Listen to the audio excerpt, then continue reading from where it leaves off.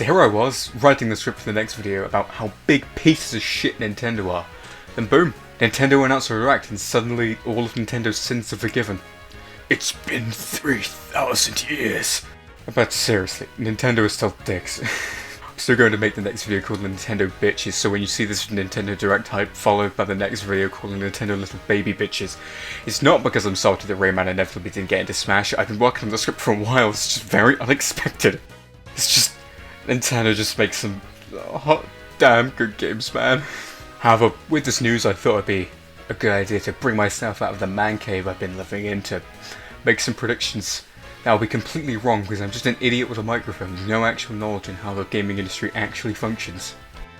So first, in order to predict what will be shown at the Direct, we need to analyse the tweet to see what specific criteria we're looking for. First of all, we can see this is a 50-minute Direct, so we've got to expect some juicy information.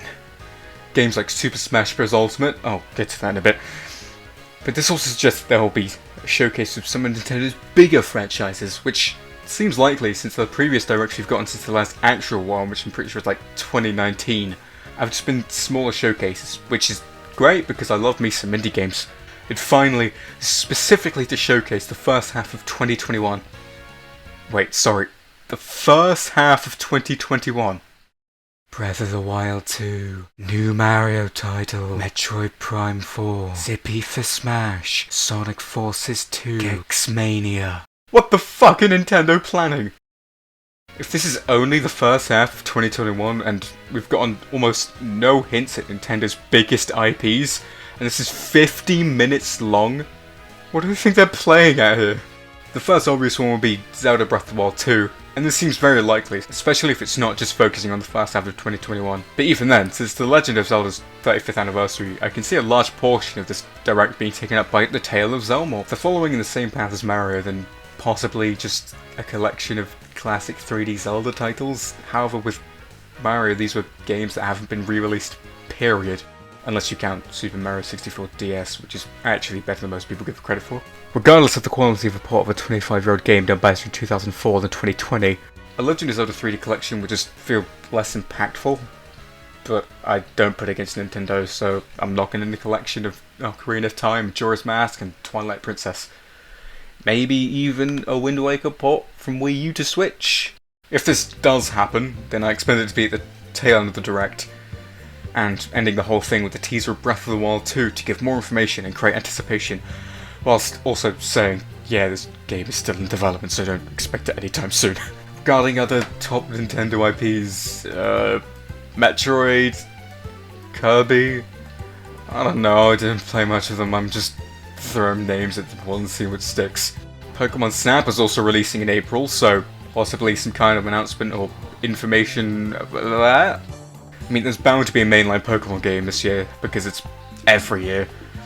However, it's usually released towards the tail end of the year, so if this is really for the first half of 2021, it might be less likely. However, I also can't see them announcing a main Pokemon game mere months before release. So, I'm just gonna say Gen 4 remakes. As for Mario, I don't think we're gonna get a new big title announced for the series. Maybe a new spin-off game. Mario Strikers for Switch, come on! Mario Strikers is such a fun game, it's probably the top spin-off game I played as a kid, so I need to see it make a comeback. It feels like the most forgotten about spin-off series, unless you count Donkey Konga, which would be an odd addition to the Switch, but you know, you do you. Maybe a port of Super Mario Galaxy 2, since that seemed to be oddly missing from 3D All-Stars. I won't be as excited for that, since I don't have as much nostalgia as I do the original Galaxy, as I looked at 2 and just went, well, this isn't the exact same game as the first one, so it sucks! Then got surprised when people on the internet said it's better. But it'd be cool to see a port of it. Third party is very difficult, because it could be literally anything. Has there been any information on SMT5? Something regarding that, maybe? Others that come to mind, that are releasing soon, Persona 5 Strikers and Monster Hunter Rise. A crazy prediction would be Kingdom Hearts, since it's getting a port to PC, so maybe Switch is on the horizon too. I feel like a new Sonic game getting announced is a possibility. It's been rumoured for a while that there's a bunch of shit in development, and I can see it being announced here, even if most of the leaks seem a bit unrealistic, and that's being generous. It's still a possibility. I'm not qualified to talk about the gaming industry. I just wanted to make this video to talk about Smash character predictions.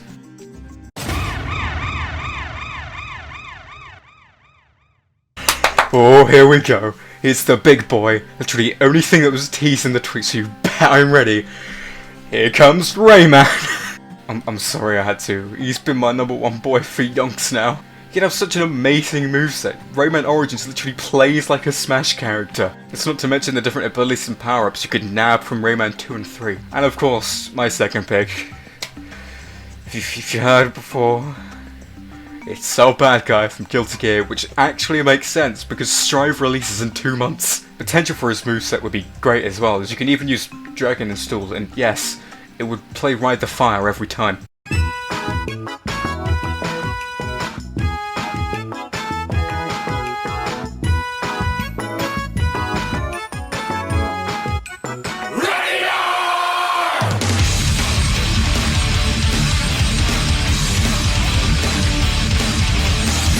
This would also leave the door open for Guilty Gear music in Smash, and that would be fucking brilliant. Smell of the game playing as Soul just beats the shit out of Kirby. Although these are just dreams, they would be awesome to see, and personally I feel Rayman is actually pretty likely. But we have to use maths and science by looking through Patton's prior character announcements and see if there are any correlations, and then throw out the window when I get mad because I don't say that Rayman is as likely. And well, most of the DLC kept fighters for Ultimate have been chuckers.